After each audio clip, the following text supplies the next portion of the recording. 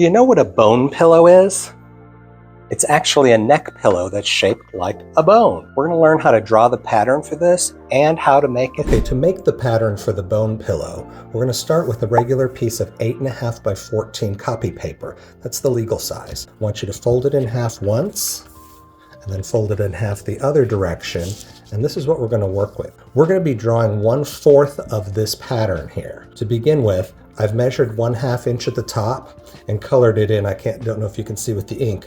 We don't need that 1/2 inch, so I'm just going to stay away from that. The important part about what we're doing here is we are drawing just 1/4 of the overall pattern, okay? One thing we do know is that this part of the pattern is what goes behind a person's neck on the pillow.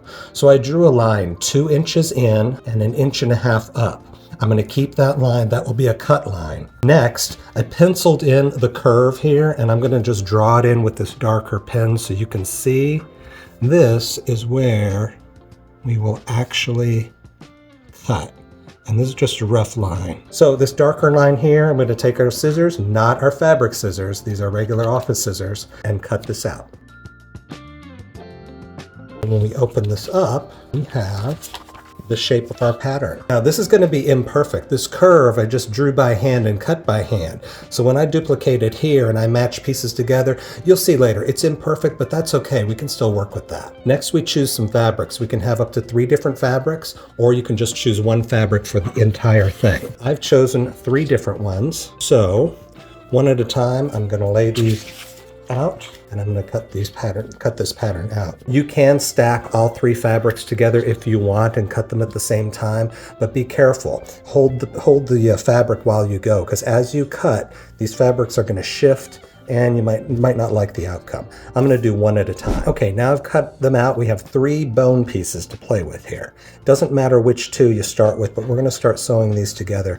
I'm going to take the first 2, put them right sides together, and I'm going to stitch from this center point here around this edge, and I'm going to end at this center point. I'm only doing 1/2 of this, and then we'll come back. Okay, I've sewn a stitch around half of this. You can see my dark stitching line. So now you'll see we've got 2 pieces of that bone put together.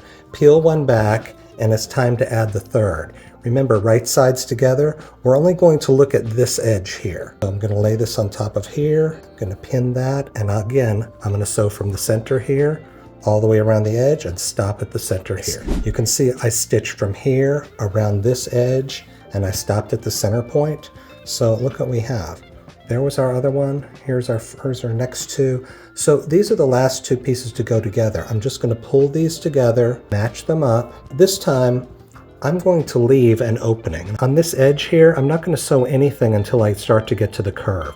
I will start here, and I will go all the way around and finish at the other center point. But I need to leave that open because we've got to insert some stuffing into this pillow. And that worked out great. You can see I have an opening from here to here, and then I stitched around here. So now look, we have different versions of this. I'm going to turn this right side out, and then we're going to add some stuff. You can see each side of this. I think this is going to be awesome.